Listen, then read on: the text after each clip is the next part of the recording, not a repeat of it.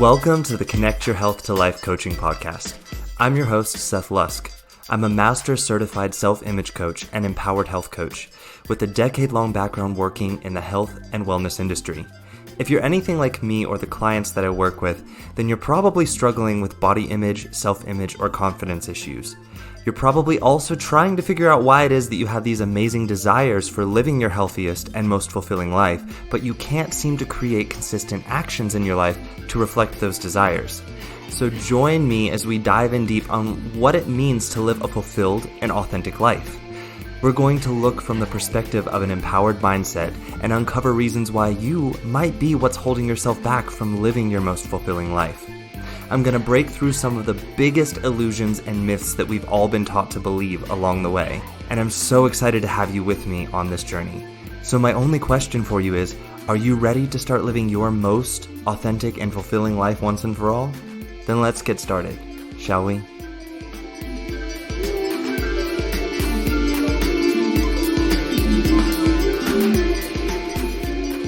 Hey everyone, welcome back to the podcast. For those of you listening in for the first time, welcome. We are now on episode number 39, and I'm going to say it again this week. For those of you listening in for the first time, you picked an interesting topic to listen in on.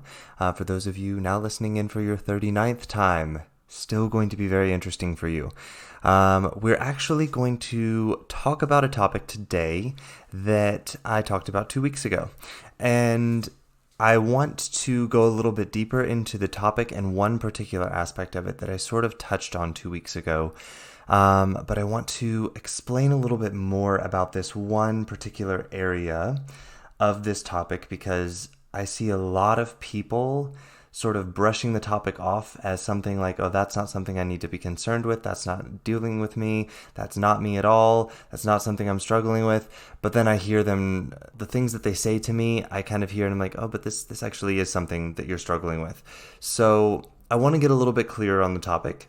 And I'm doing this because the more aware we become of the things that we are struggling with, the more opportunity we have to do something about it versus saying, well, this is just how I am. Which brings me into the topic today. Today we're going to talk about being a victim to the self. Basically self-victimhood. 2 weeks ago we talked about the victim mindset. And so today is an extension of that. We're talking about the victim mindset, but we're talking about how it applies to when a person turns that victim mindset in on themselves. And they become both the villain and the victim in their story of victimhood. And this, I find, is the most insidious and trickiest way that the victim mindset kind of sets itself up in a person's life, or that a person sets it up in their own life. Because most people, they don't see it at all as them being a victim in this situation because of how they've learned to have these conversations with themselves and how they've learned to word things in a way that sort of tricks them into not seeing what they're actually doing.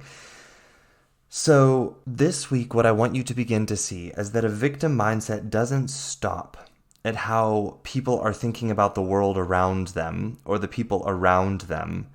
It can also be something that we can turn in on ourselves.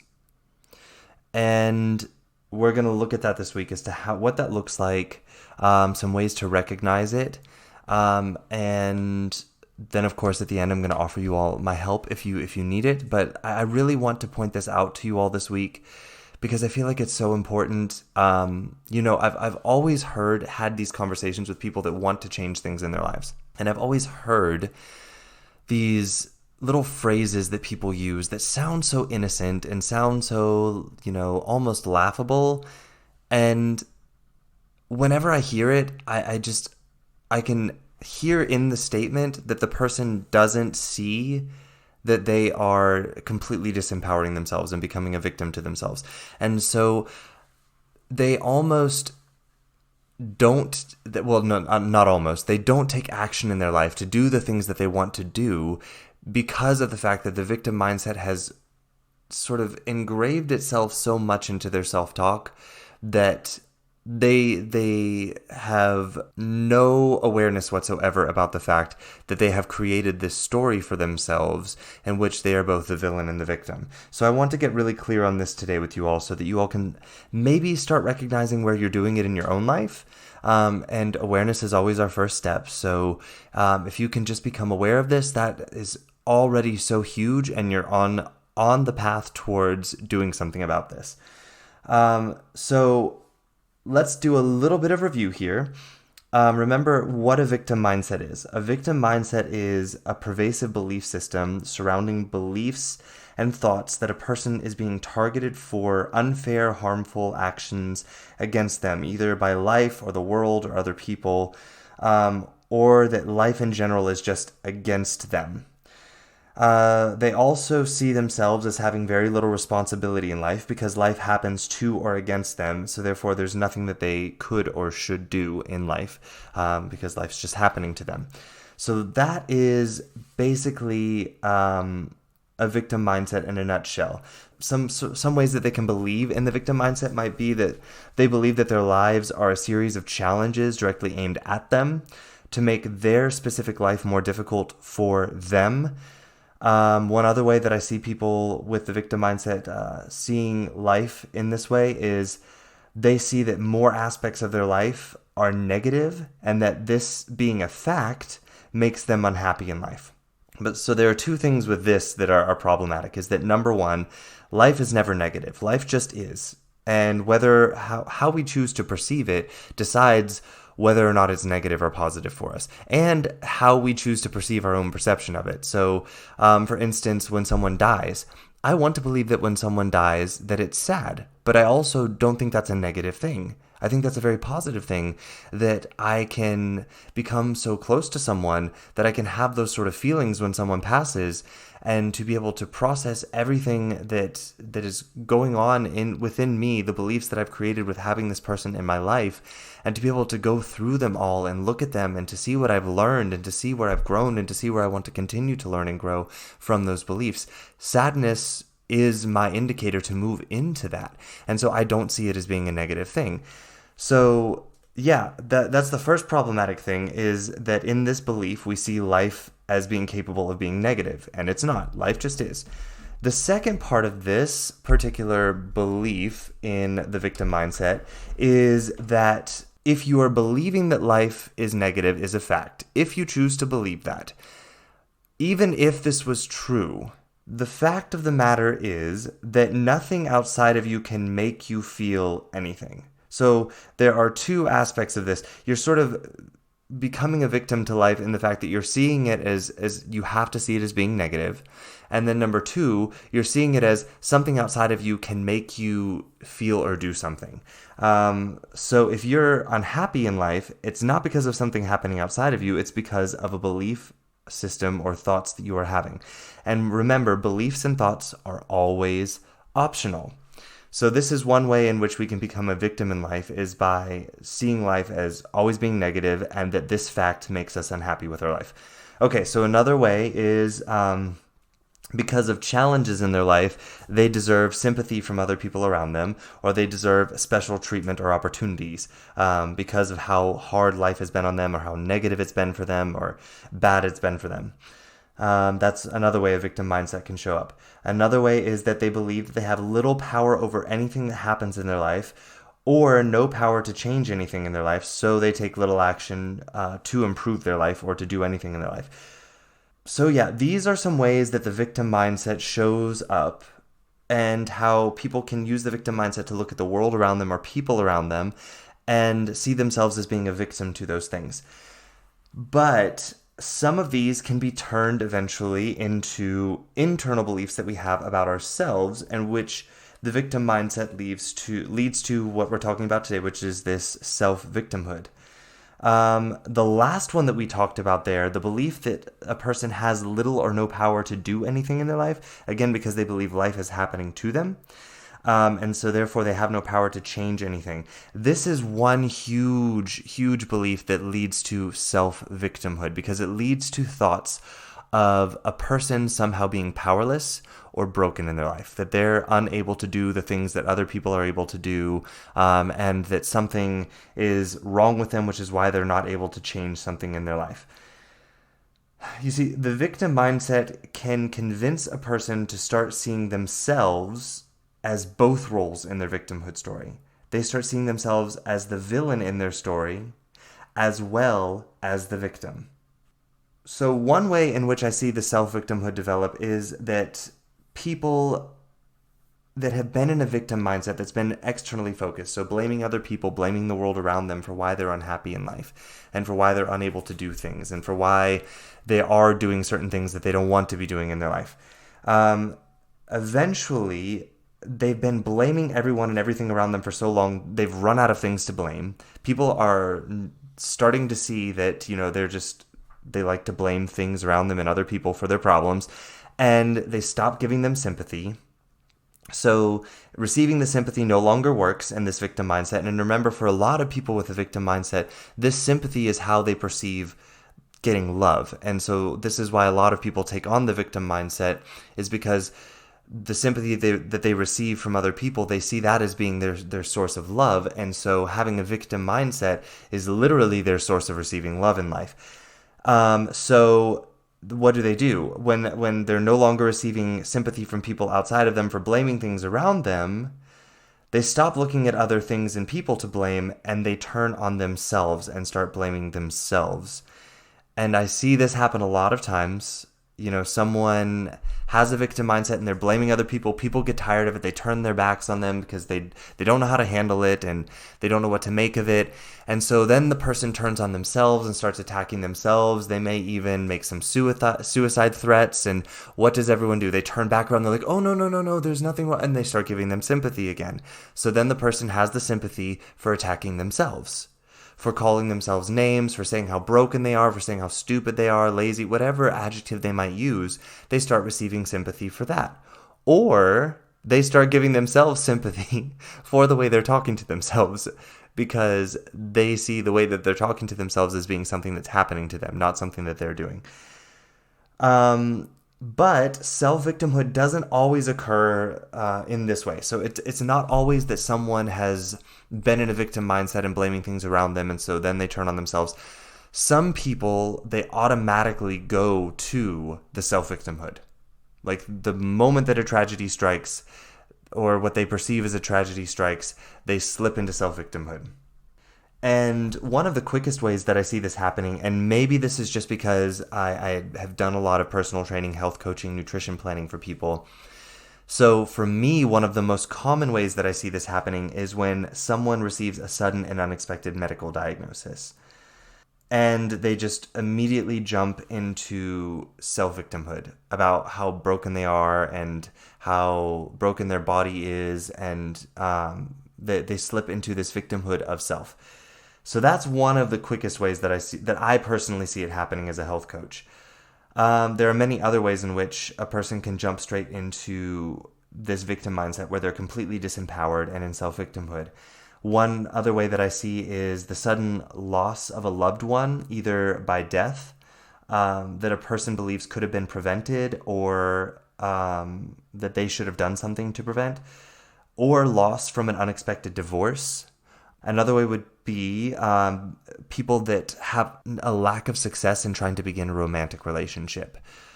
And they automatically start turning in on the negative self-talk on themselves and believing that there's something broken about them because the romantic relationship didn't work out.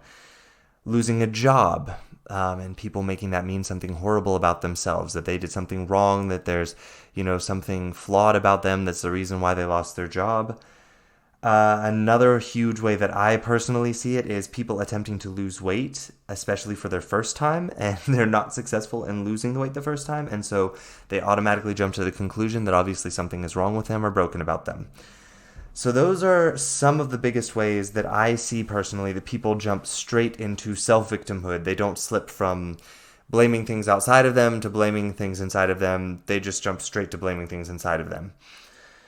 So for those that did start off, though, by having the sort of what I would call external victimhood mindset, would basically they just end up blaming everyone in their life, their family members, friends, society, life for being unfair to them, spouses, kids, bosses, coworkers, and yet they still feel stuck and they run out of things to blame. They get tired of looking for things to blame. They're no longer getting sympathy. And so the last frontier becomes the self. So those are kind of the two ways, remember, that I see people slipping into the self-victim mentality, either right away or going from the external to the internal. This sort of insidious and not so obvious frontier of victimhood is when it turns in on the self. Sometimes it's hard for people to recognize it in themselves, and it's hard for other people to see it around them, that they are being a victim to themselves. And the reason why I think it's hard for other people to see it is because a lot of the things that people say to themselves that cause this self-victimhood mentality, or that are a part of this self-victimhood mentality, so many people are doing it that they don't recognize it as being a symptom of self-victimhood. They just see it as being, oh, that's true, that's normal, you know. So let's talk about some ways in which I see self-victimhood present in people. So we talked about some ways or some things that can happen in life that people turn into being a gateway into slipping into self-victimhood or going from the external to the internal. Let's talk about some ways that it actually shows up, like what it actually looks like. So there are five, I'm sorry. There are 5 major places that I see this showing up in a person's life. The first one is the body, particularly with disease. I see a lot of people, either they receive a diagnosis from a doctor and they automatically slip into self-victimhood. I also see a lot of people who don't know how to take action in their life to create the life that they want. They are sitting in a victimhood mentality and they're feeling stuck and they don't know what else is to blame. So there's like, they start to believe there must be something wrong with them. So they start going to doctors and literally searching for a diagnosis. Literally, they're asking the doctor, please give me something to blame so that I can say, oh, this is the reason why I'm not doing this thing that I want to do in my life. That explains it. End of story, period. I'll never be able to do it. Oh, well. But they're still not happy. They still want to do the thing in their life, and they're still not happy even with the diagnosis, but it gives them something to blame. And I want to be clear here. This does not mean that having a diagnosis cannot be helpful. And this does not mean that that there are diseases that we don't want to be diagnosed. And that there are diseases that can... I'm not trying to say that there aren't diseases that can complicate the kind of actions that you can take towards your goals. But you see I see 2 sort of paths that people can take in either searching for a diagnosis or in receiving a diagnosis or just suddenly receiving a diagnosis. There are people that want a diagnosis so that they feel like they can blame the diagnosis and they think that that's going to relieve them of the guilt of giving up on the thing that they want to do that they're afraid to do. Because they're afraid of the discomfort of going after their goal, and so they'd rather sit in the discomfort of their guilt. So there are people that look for a diagnosis, or that when they receive a diagnosis, suddenly that it's like for them, it's a source of blame. And they see this as a way to release the pressure to have to go after this thing in their life that's actually something they want to go after. But again, they're in victim mindset, so they don't see it as something they want to go after. They're looking at their life from a victim mindset. So that's one way that I see people taking a diagnosis. They take the diagnosis and they make that a period. Like, okay, so this is the reason why I can't do this, period. Then there is this second second way that I see people approaching this, where they're looking for a diagnosis so that they can better understand what is going on in their body and therefore find solutions that work better for them and their unique position so that they can move towards their goal.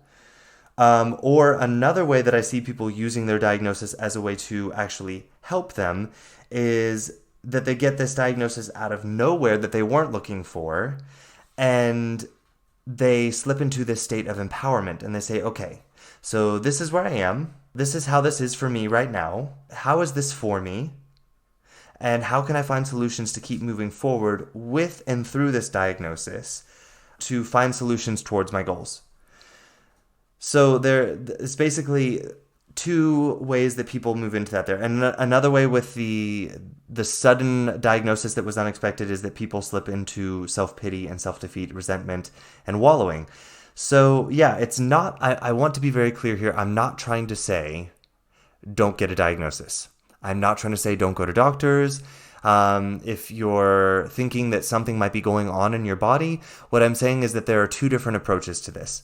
You can seek a diagnosis because you want to better understand what is going on in your body so you can find solutions, or you can seek a diagnosis for a reason to not take actions. Those are two very different paths.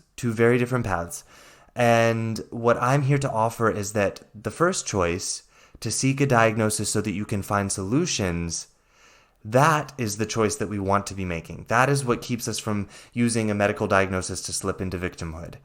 Okay? So, another way in the body in which I see people slipping into victimhood is about their genetics. And this gets a little bit tricky. So, we can talk about physical abilities. So, some people are born shorter, some people are born taller. Some people are born with longer or shorter limbs. Some people are born with more or less muscle mass. Some people are born with more or less skeletal mass. Some people are born with hair that's darker or lighter, skin that's smoother or rougher. Some people are born with wider or narrower hips or shoulders. So many different variations in how our bodies can be born, and how our genetics show up. And what's fascinating is the study of epigenetics. So the influence of our environment and our thinking and the things that we do in our life on our genetics. And what this means to me is that there are two ways, again, we can approach these genetics. We can either approach our genetics as being a period, like my legs are just short, so therefore I can't do this, I'll never be good at this, I'll never be able to blah, blah, blah, blah, blah, period. Or the other approach is, okay, I was born with genetics like this, so what can I do? I have a goal to want to be able to do this. What can I do with what I'm given here to be able to find solutions to take actions towards that goal? Two very different approaches here. But I see with the victim mindset with a lot of people, they take their genetics and they put a period at the end of this is why I can't do XYZ. And they're usually things like goals that they have, things that they want to do in life that they're scared to do. Okay, so another area of life in which a person can become a victim to self is we're moving on from the body. Now we're going to talk about the personality. And this can be broken up into 3 separate parts, which is why I said there are 5 parts here. So the first one is our thinking. So I see a lot of people that they see their thinking as something that just happens to them. And that they either have to fight against the feeling or the thinking because it's bad or wrong, or they see it as this is just how it is, this is something about how I am, and there's no point in fighting it. It's just, quote unquote, how I am, just how I am. And so they see their thoughts and beliefs as being who they are, not as something that they chose or can choose differently. They literally become a victim to their thinking. Their thinking, they think, is something that just happens, they have no control over, and that there's nothing they can do about it. They never had any choice in it, and they will never have any choice in it. Okay, so another way under personality is behavior. So I see people believing that they are their behaviors. So someone hits someone because they're scared, or they get angry. And then they do it again, and then they do it again. And then eventually they see this behavior of hitting as I'm a violent person. This is just how I am. And because they have done this particular behavior for a certain amount of time, they see themselves as being, quote unquote, the type of person that does that behavior, and that can't be changed. So literally they become a victim to their behaviors because they don't want to see that their behaviors are a result of beliefs, thoughts, feelings, and therefore actions that they've taken and repeated because they keep the same beliefs and thoughts around. And they've also not chosen to see the fact that their beliefs and thoughts are optional and therefore can be changed, and this means that the behavior can be changed. So I see a lot of people slipping into victim mindset about the behavior, especially surrounding weight loss. I see that a lot. And eating habits. So people saying things like, oh, I've just always eaten like this. This is just how I am. And they put a period there. And I'm like, oh, okay, so just because you've done this up until now does not mean that this is who you are. This is just how you've chosen to behave based on the beliefs and thoughts that you currently have surrounding food, your body, weight loss, nutrition, many different things. And people put a period there like that's a fact. Nothing we can do about it. Let's move on. And I'm always kind of like, no, we're not moving on because there's more here. There's a whole lot to look at here. You're giving away your responsibility to this behavior when you're the one creating the behavior. So I see this happen so much in weight loss and people with emotional eating. And yeah, so this is one of the huge ways in which I see behavior becoming a way that people slip into self-victimhood. They see themselves as being a victim to their behavior, that they just are this thing that's going to always be against them, and they're just going to have to accept that about themselves. Okay, so another thing in the personality part that can be an aspect of how people become a victim to the self is in their beliefs. I see so many people become a victim to their beliefs, especially people that grow up in very traditional and religious families. I speak from personal experience here. I grew up in a very religious family. And for the longest time, I felt like I had to behave in certain ways because I had to have certain beliefs that I was taught by pastors, by Sunday school teachers, by my grandma, by my parents, by other people in church, and that these beliefs were just simply facts that I had to believe, and therefore I had to act a certain way based on those beliefs, and I had to think certain things about things around me because I had to have these particular beliefs, because I took them from people that I saw as an authority figure, and I thought there was no other option of a way to believe about things other than this way. So I see this happen to so many people, and they get stuck in their belief and behavior patterns because they don't want to see that the beliefs that they have that are keeping them where they are optional. Sure, they took them from people that they may have respected. That doesn't make the person that they respected less respectable, even if they choose to take on different beliefs. But I see so many people getting stuck here because they're afraid to change those beliefs. Either because they think changing their beliefs disrespects the person that they took the belief from, or because they believe that this belief has to be true because they're scared to explore other possibilities, and therefore they become a victim to their beliefs. And these beliefs are harming them because they're not doing the things in life that they're wanting to do because they feel like they're not allowed. Okay, so another aspect of the personality that people can become victims to are their feelings. And so this is another way that a person can fall into self-victimhood, is that they become a victim to their own feelings. I see people following urges and impulses because they've had these feelings and they've always just reacted to it over and over again. They have a feeling, they react to it. They have a feeling, they react to it. And the reaction is usually the same reaction. And they become a victim to their feeling because, again, they haven't taken the time to understand where feelings come from, how we process them, and how to become emotionally responsible. In other words, when we experience an emotion, we have a choice in how we respond to that emotion. We don't have to react to it.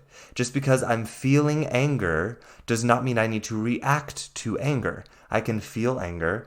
I can allow the anger to be there. I don't have to make it wrong, but I don't have to react to it with things like violence, either emotional, verbal, or physical. And anger is the one feeling that I see, it's one of the biggest feelings that I see people becoming a victim to, because so many people are scared of feeling anger because they associate anger with violence. And so when people start experiencing anger, they start resisting the anger. And when they resist the anger just becomes stronger and stronger and stronger because they're not processing it, they're just resisting it, until eventually the anger becomes so strong that they can no longer resist it and they react to it, either with turning verbal, physical, or emotional violence outwards to other people or in on themselves. And they do this over and over again to the point where they believe that they are a victim to their anger. When their anger comes up, they can do nothing but react to it. And again, this happens because people don't take the time to understand emotions, where emotions come from, which is our beliefs and our thoughts, why we have them, which is because they're there to guide us to our beliefs and thoughts so that we have the option to look at them and decide in every moment of our life where we are and where we're going. Is this a belief I want to keep? It doesn't have to be. But if I want it, I can keep it. If I want to change it, I can. Are these thoughts that I want to keep having? If I do want to keep having them, I can. If I don't have to. People don't want to see this. They don't want to take their emotional responsibility. And then the other part of this is understanding that just because you're feeling an emotion doesn't mean that you have to react to it. I can feel many emotions all at the same time and I don't have to react to them. I can choose a response that serves me in that moment and still feel my emotions, still process them, still follow them back to their thoughts and beliefs, still understand them, and still make a decision as to which ones I want to keep, which ones I don't, with my thoughts and beliefs, and move forward in a constructive way. This is called emotional responsibility, and it's scary for a lot of people, which is why a lot of people don't want to do it, because we've not practiced this. It's not taught very often, and so it's uncomfortable. It is uncomfortable the first few times you do this, or the first 100 times you do this, because it's a new practice.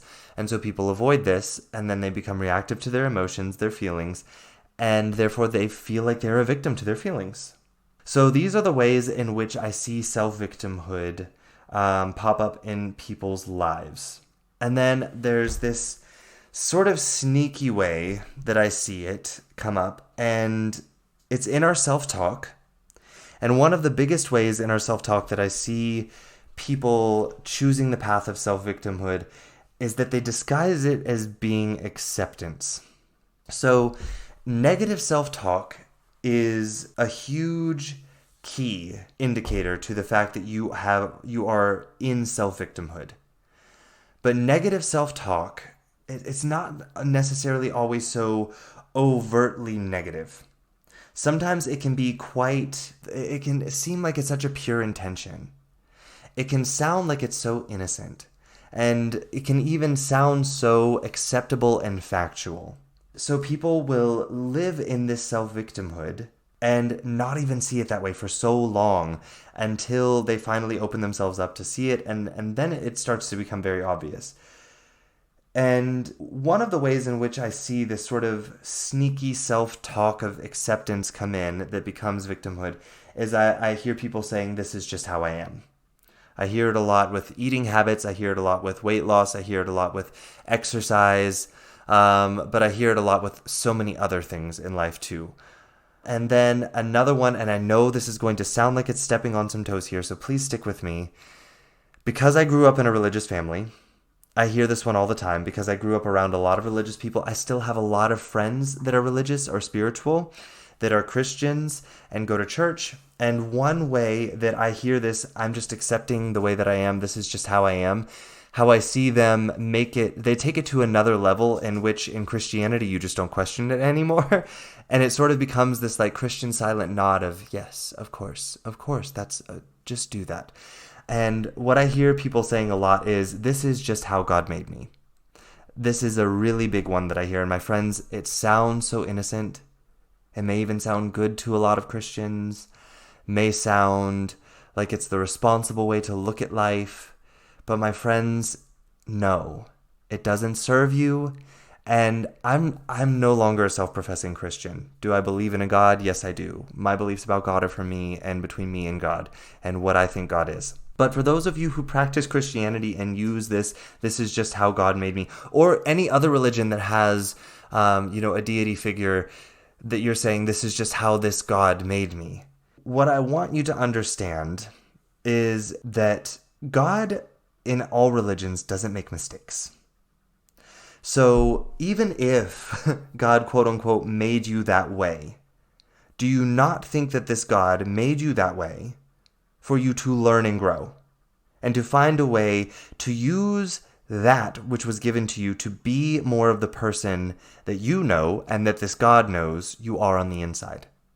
God in all religions, I believe, is said to never give us more than we can handle. And if that's true, then even if God gave you these certain qualities, these certain personality traits, these certain parents that you grew up with, people that you grew up with, and therefore the thoughts and beliefs that you're going to have, even if God decided that, do you not think he decided that because he thought this is for this person to learn and grow from, and to become more of the person that you and God know you are on the inside? And that's where that calling to do these things in your life that you feel called to do, that you're afraid to do, and that you're not stepping outside of your beliefs to do, that's where that comes from. And when we're not doing that, we're doing a disservice to God and saying, you gave me more than I can do something with. You gave me something that I can't handle, that I can't grow from, that I can't do anything with. This is just how I am. And I'm just going to stay this way for the rest of my life and feel stuck here and resentful about life because I can't do the things that I want to do because God just made me this way and he must have messed up with me. I want you to begin to see that this doesn't even make any sense in your own religious beliefs. It doesn't. So this is an aspect of self-victimhood. You've chosen an aspect of self-victimhood. God did not make you in a way that is flawed, that is keeping you from being able to be the person that you know you are in your life, and to find solutions to be able to achieve the goals that you want to achieve in your life. Okay? So I know that might have stepped on some toes, but I needed to address that because, guys, I grew up in the Bible Belt, and I hear this used all of the time, and it's like an end point to the conversation. The moment that a person says, this is just how God made me, conversation is over, no further discussion, it's over. Because you don't question God, right? Well, we're not questioning God. I'm questioning you and your belief that you believe that God made you this way, and therefore you're just stuck that way. That you can't do anything about it, you can't grow, you can't learn, because God just made you this flawed thing that's stuck like that to be miserable in life. I want you to really think about that. Okay? You have chosen a victim mindset there. God did not make you a victim in this life. All right, moving on. Another way that I hear in the negative self-talk in which people become a victim to the self is they'll say things like, I'm just not good at it, or I've never been good at it. And they say this as if this is a full sentence with a period at the end, where actually there belongs a comma, okay? So if you're putting a period at the end of this sentence, that's a good sign that you're living in a victim mentality or a victim mindset. So how we want to use this sentence is, I haven't been good at this yet, but I can be when I want to be, if I want to be. I have not chosen to be good at this yet, but I can when I want to. This is a huge difference between a victim mindset and having a growth mindset, or a fixed mindset versus a growth mindset. So in a victim mindset, when I just say, I'm just not good at it, it's like something has been given to me. Something has happened to me, and this is just how I am, and there's nothing I can do about it. I will never be able to be good at this thing, period. Done. It's like a sentence in a court, you know? Like you've been sentenced to this for the rest of your life. You're stuck there, period. Deal with it, get over it, you're stuck with it. That is a victim mindset, my friends. That is a victim mindset. Because the truth is, if there's something that you see that you're quote-unquote not good at, I would replace that sentence with, I'm not experienced at this yet. I haven't practiced at it yet. The truth of the matter is, a lot of the things that I hear people saying, I'm not good at it, I'm like, well, how many times have you tried it? Well, I did this one time back in school, and then this happened, and it was so embarrassing. And I'm like, okay, so you tried it one time, or maybe they tried it 2 times, or even a few times, and then they just stopped. Usually because they were comparing their progress with people around them, or they were just comparing their current unpracticed abilities with other people's unpracticed abilities around them and saying, see, I'm just not good at this. Other people can do it, quote unquote, better than me, so I should just give up and stop trying. Using a period here where there should be a comma because of something that we're not practiced at is choosing a victim mindset. And I want you to start seeing that, my friends. It's so important that you start seeing that. Negative self-talk is this insidious and sneaky key to self-victimhood. What's really happening there is we are allowing our inner critic to make judgments about ourselves, And then we're allowing that inner critic to state those judgments as facts, when the truth is they are just simply opinions that we are choosing to currently carry about ourselves. They're not facts. And the truth is, if we want to carry those opinions about ourselves, we are more than allowed to choose to do so. But there is a choice here. And that removes your ability to be a victim to it because you've chosen it. And that is the important thing to see here. Those thoughts that you're having about yourself, that you think you're stuck having to believe about yourself, and poor me, and having the self-pity and looking for sympathy and feeling like you're stuck in life because you have these things about yourself that you just have to accept and that are wrong with you.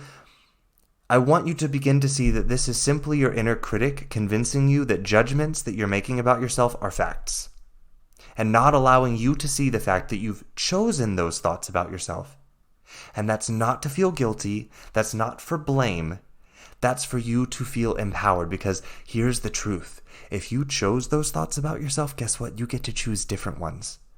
So I'm not pointing this out to you because I want you to feel like such a horrible person and like a stupid person for having chosen these thoughts about you. We all do it. I've done it to myself so many times.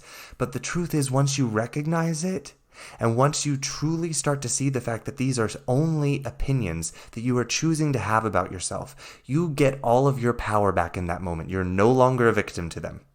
Your power is there, and you begin to see the fact that you have the choice to choose different opinions about yourself.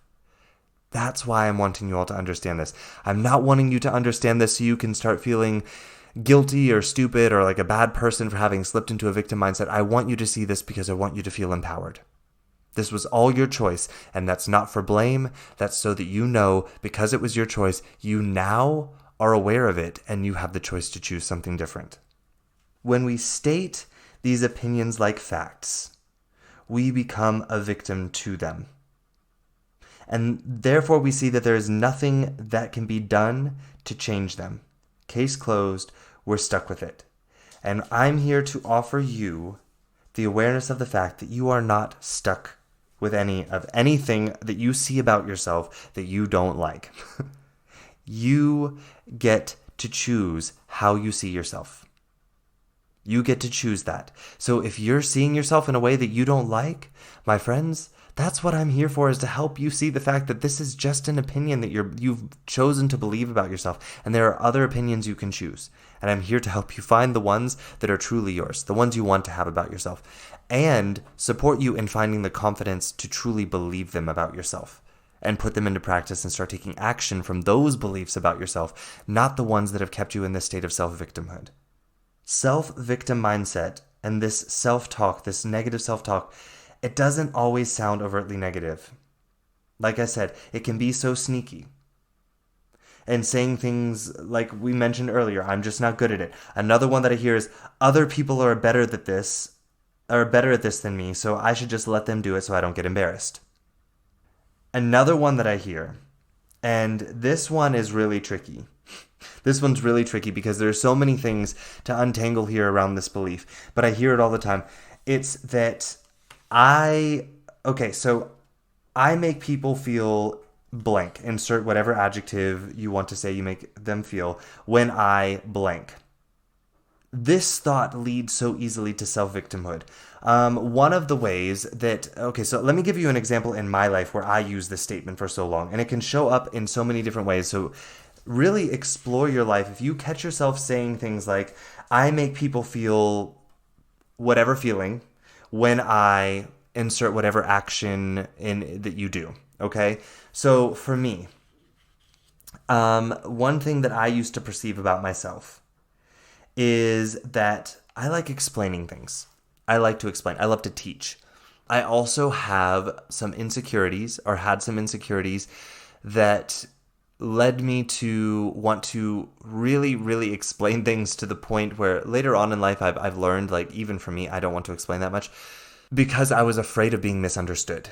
And there were a lot of times I felt as a kid that I was punished or I was denied opportunities because people didn't understand what I truly meant when I said something. And so I felt like I just needed to explain things more. I needed to just explain it a little bit better, and then these people would understand, and I wouldn't get punished. I wouldn't have opportunities taken away from me because people didn't understand me. That was me and my victim mindset. And then it turned into me explaining things to people and explaining so much. And I would explain so much that people would start to feel annoyed. And so I started to have this belief, I over-explain things, and I make people feel uncomfortable when I over-explain things. And I am an over-explainer. So here are the things that I want you to understand about this belief, is that number one, I cannot make a person feel anything, no matter how much I explain things. I cannot make a person feel anything. You cannot make a person feel anything. Whatever your behavior is, you cannot make a person feel anything. So that was my first step, is understanding, number one, I can explain things as much as I want to. And if someone is uncomfortable about that, that's about them and their beliefs about having things explained to them, how they like having things explained to them. It has nothing to do with whether or not the way I explain things is right or wrong, good or bad, or uncomfortable or comfortable. It has nothing to do with that. I explain things how I like to explain things. And if they don't like that and they feel uncomfortable, that is about how they choose to perceive the way that I explain things. First, I chose to see that and believe that. And then, once I was there, I was able to say, okay, so let me look at this explaining. Why is it that I explain things or feel the need to explain things so much? And I started to recognize that a lot of it came from insecurities that I had from when I was a kid. I was afraid of being misunderstood and therefore being punished because I was misunderstood, or missing out on opportunities because I was not understood fully. And I noticed that even for me, I was explaining to the point that I was exhausting myself. I didn't even want to explain that much, because I was doing it simply because I was afraid. And so I was able to start recognizing, okay, so I don't have to explain as much as I currently do. I can back off on that. And because I was exhausting myself with explaining so much to people. And I realized I want to back off on that. And I found the level of explaining that I liked about myself. That I felt like, this is how I want to explain things to people. This is my way of being able to explain things to people and being able to teach people things in a way that is understandable for more people, taking complex ideas and making them simpler for people to understand, breaking them down. This is what I want to be able to do in life. And I found my level of explaining that is the way that I currently, at this point in time in my life, and that's not to say it's not subject to change later if I choose to see that I want to explain more or less later in my life. But for now, I've found a level of explaining that I like. I like it about myself. And there are still people that say I explain too much. There are some people that say I don't explain enough. You were too vague here. You didn't offer enough examples here. You didn't offer any proof to back this thing up that you said. What I learned is that no matter how I choose to explain things, there will always be people that won't like the way I explain things. I'll always be someone who explains too much or too little to somebody. But here's the thing now. I'm no longer a victim to that thing about me. I explain in a way that I like. And I can change that at any moment in time that I don't like it anymore. But I don't have to, because I'm only doing it for me. I don't have to do it. It's because if I change it, it's because I want to. It's not because when I do this, I cause people to feel this. This is a sneaky way that self-victimhood can sort of break into a person's thoughts and cause a person's inner critic, well, not cause a person, but a person can allow their inner critic to convince them that this is just a fact. You cause people to feel this when you do this. You know, maybe it's you like dancing. And you think that people are annoyed with you when you dance. So you think, I annoy people when I dance. Well, that's not a fact. You like dancing. Some people might not like dancing, and they may choose to feel annoyed when you dance. You don't make them feel that. They choose that. Now, if you want to change the way you dance or how frequently you dance or where you dance, if you want to do that, you're able to do that.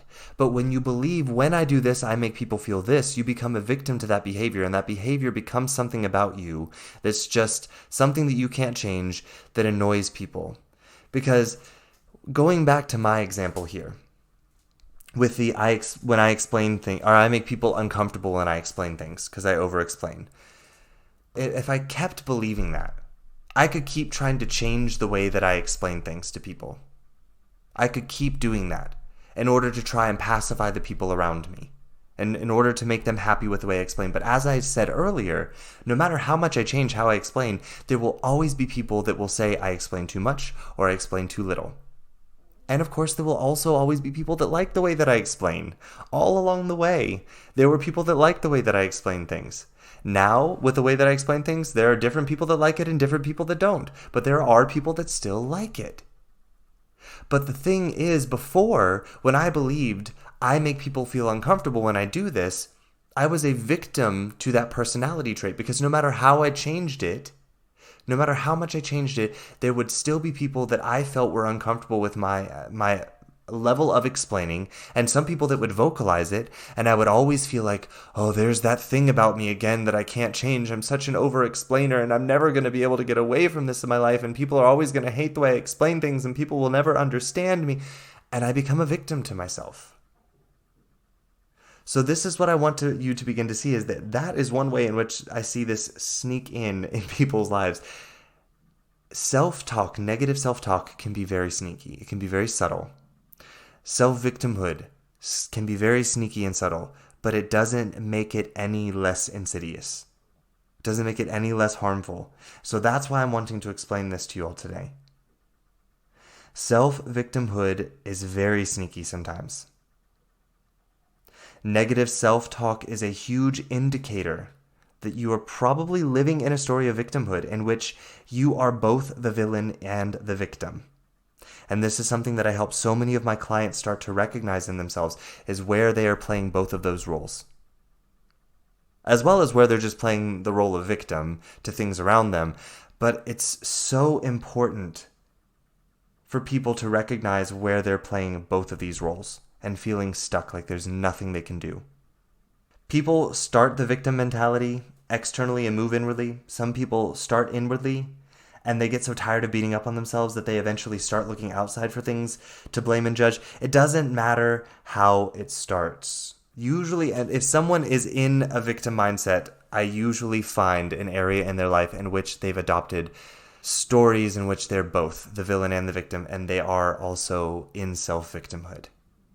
What I also tend to find is that self-victimhood is usually the last part of the victim story for a person to let go of. It's usually the hardest part. And it's usually because it hides itself so sneakily in our internal dialogue and how we describe ourselves, and it can oftentimes fly under the radar of other people's detection.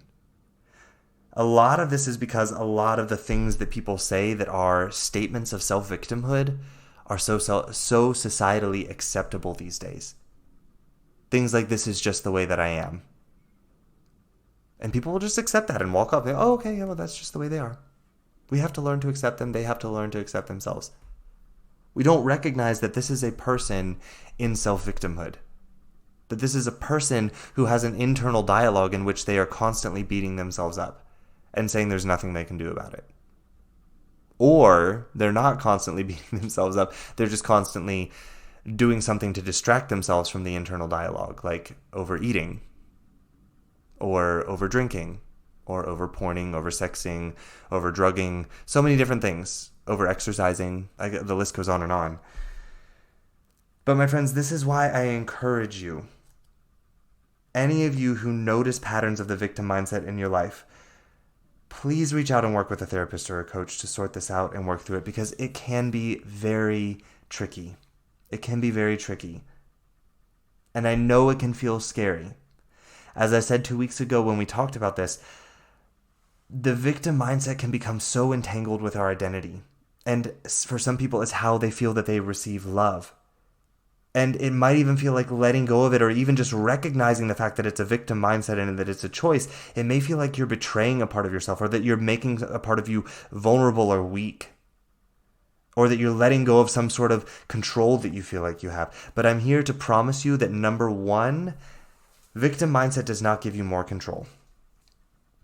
Number two, you're not betraying yourself. You're starting to be true to yourself. And number three, you're not making yourself weak. You may be making yourself vulnerable, but stop seeing vulnerability as weakness. Vulnerability is not weakness. As far as the control goes, the victim mindset doesn't give you more control. If anything, it tricks you into seeing that you don't have control in the areas of your life in which you actually do have control. And it will instead convince you to focus on the areas of your life where you don't have control and to try and control those. That's what the victim mindset will do. So you don't have more control by having a victim mindset. If anything, you're giving up your only power of control in life. So I want to encourage you, if anything we talked about today or in the previous episode 2 weeks ago about the victim mindset, if this sounds like you, if it feels like you, if something touched you, if something woke up inside of you when we were talking about this today, and you're like, that sounds familiar, I want to encourage you to just reach out and get help. If you're afraid to get help from a coach or a therapist, start with a simple conversation with someone that you can trust to remain objective and non-judgmental. I would say a coach or a therapist would be my best advice as a person to talk about this. I myself offer a free discovery call to people, and that could be an opportunity for you to reach out and talk about this for the first time in a space of non-judgment. Okay?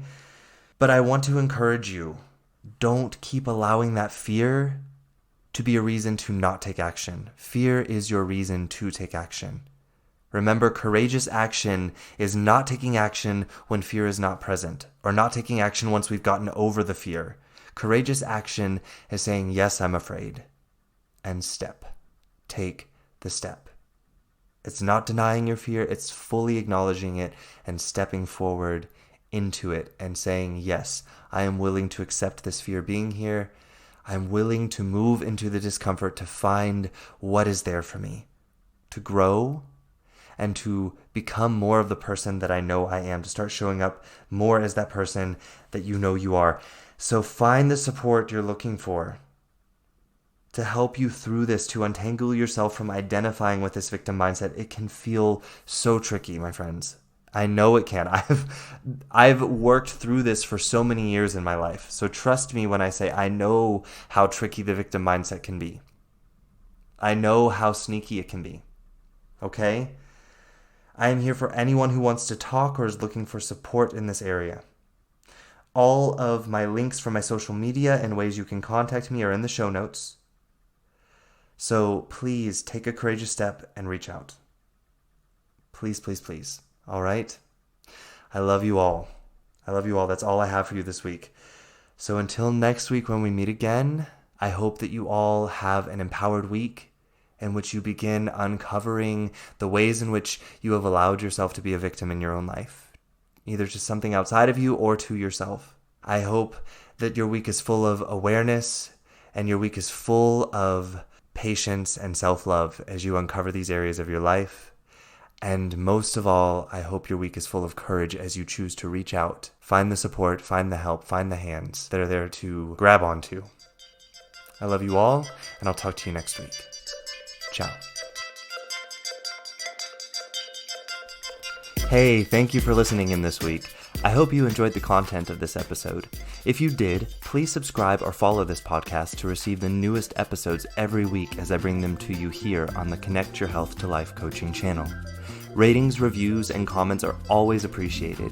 These allow me to know more of what my listeners would like in the podcast and allow for more people who may be searching for a podcast just like this one to find the Connect Your Health to Life coaching channel. If you would like more information about me and the work that I do with my clients one-on-one, then please visit my website at www.slch.ch. Again, that is www.slch.ch.